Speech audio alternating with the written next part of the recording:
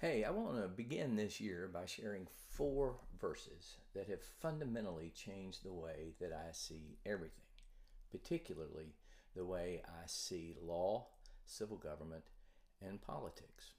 And while you may not be engaged in those spheres as a calling, I really pray that those verses and what I've learned from them are helpful to you in cutting through, to be honest, the spin that we breathe every day with respect to politics and government and law, even perhaps the spin that we hear in pulpits.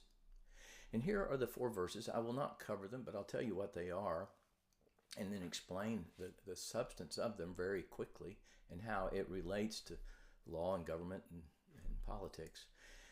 The first is found in Colossians chapter 2, verses 1 through 3, where Paul prays that the Colossians and Laodiceans, who are being discomforted by having been beguiled by enticing words, which sure sounds like spin to me. And he says, here's the way through that spin.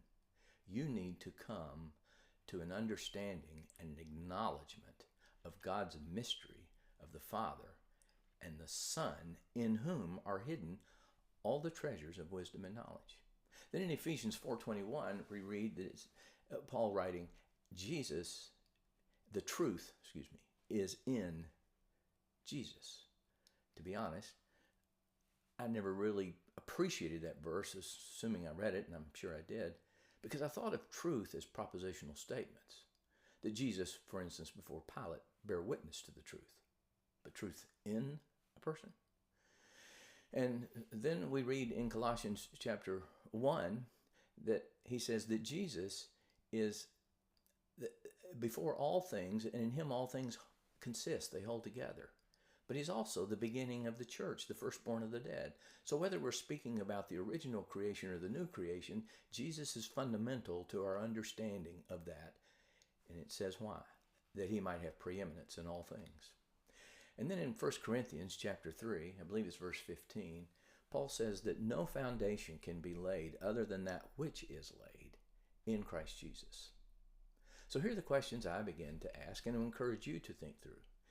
If all the treasures of wisdom and knowledge that are to be had in this world are in Jesus Christ, if he is the truth, if he's the only foundation for anything, in order that he might have preeminence in all things, then doesn't that mean knowing the person of Jesus and all that Jesus is and reveals to us is critical to understanding law, civil government, and politics? And if we say no, are we not denying him the preeminence in all things? And you know what? In 30 years of being engaged in these spheres, I was never party to a conversation in which those discussing the issues of the day thought first in terms of what do we know in Jesus that is the truth that pertains to this issue. Now, maybe I just wasn't privy to those conversations, but I don't recall them. And I didn't think in that way either. And that's how these verses have changed the way I see everything. And I want to explore that further in the coming weeks. And I think I'm going to explore it in the context of what we're all going to give witness to in the next week or two, namely elected officials at the state and federal government taking their oath of office. How does an understanding of who Jesus is and the truth in him help us understand what's taking place that maybe we just don't see? I hope you'll join me for that.